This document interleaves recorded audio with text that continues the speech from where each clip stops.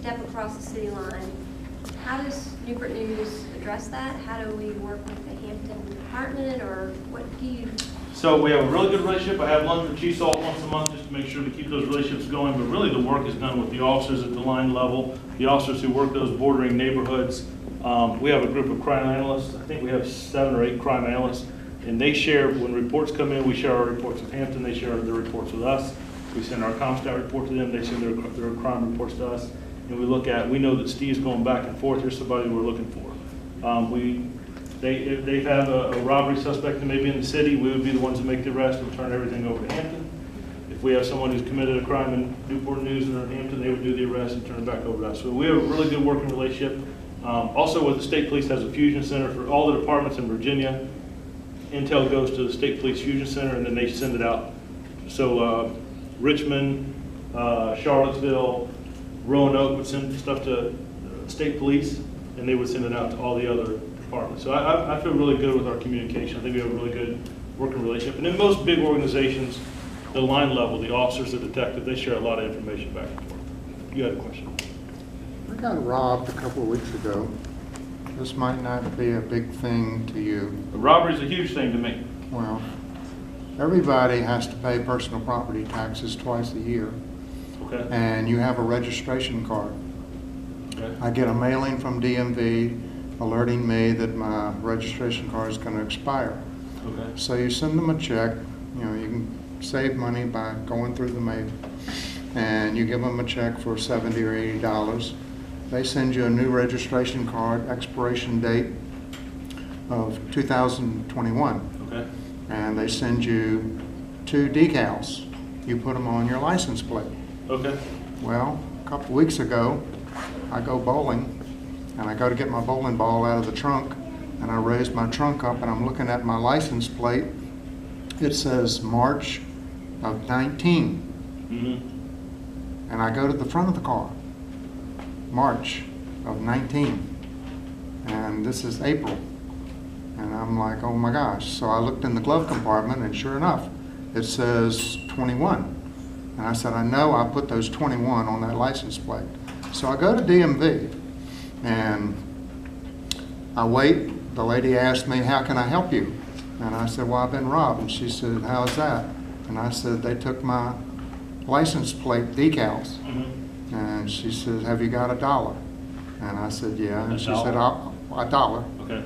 She said, I'll give you 2 new decals. And I said, well, I still feel violated. Does this happen very often? And her response was, every day. Yep.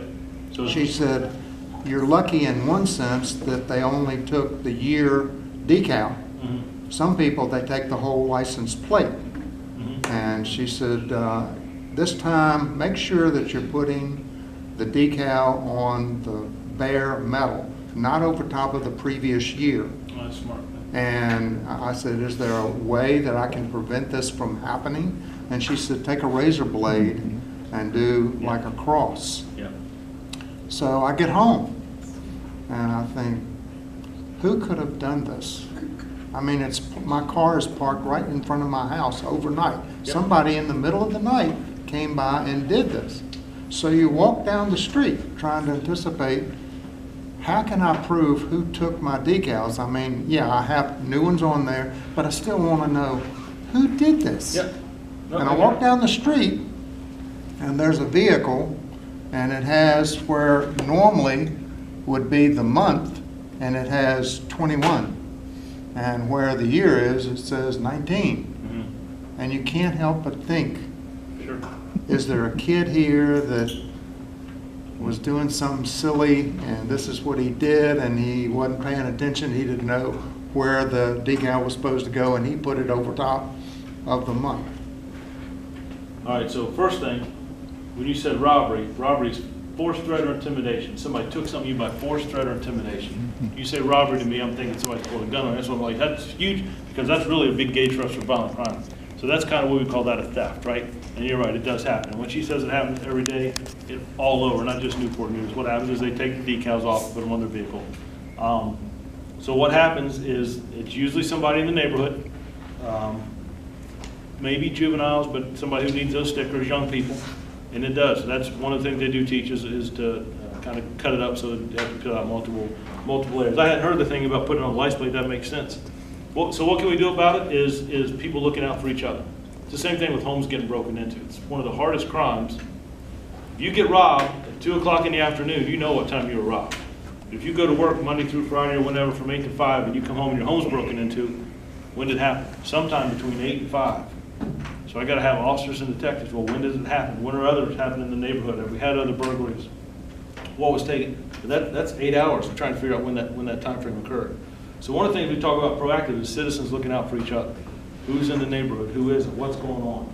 It goes back to this. If I'm doing things in this neighborhood and nobody calls, nobody cares what happens over there. But over here, everybody cares. It's trying to get people to look out for each other.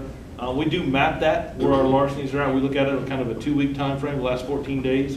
If we see a neighborhood that's getting hit hard, but it's usually spot checked. There'll be a couple times where you'll see a pocket of it, but it's usually spot checked throughout different neighborhoods. It's not usually just one neighborhood. That leads me to believe it's somebody in the neighborhood who does it for one vehicle, and that's hard. That's hard. We have property detectives in each precinct that look into that, but I wish I had a magic wand that can tell you. It's the same thing with shoplifting, right? There are certain stores that get hit over and over and over again. That's a hard crime.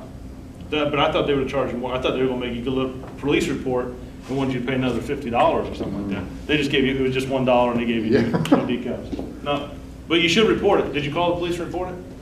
No. Yeah, you got to report it because we track it, right? We track it. That way we can tell, is it increasing? Do we have that? So when we put them up in a neighborhood, if there's 4 that nobody reports, that neighborhood looks good, I'm going to put resources somewhere else. But if I have 4 cars that got stuff stolen off of them or out of them, I need to put some time there. Precinct captain knows that I need to put some stuff here. When did it happen? Well, it happened sometime between yesterday and today. At least it gives me a time frame to look. But you got to report that stuff. So we just keep it. Who else? This table's being awful quiet over here.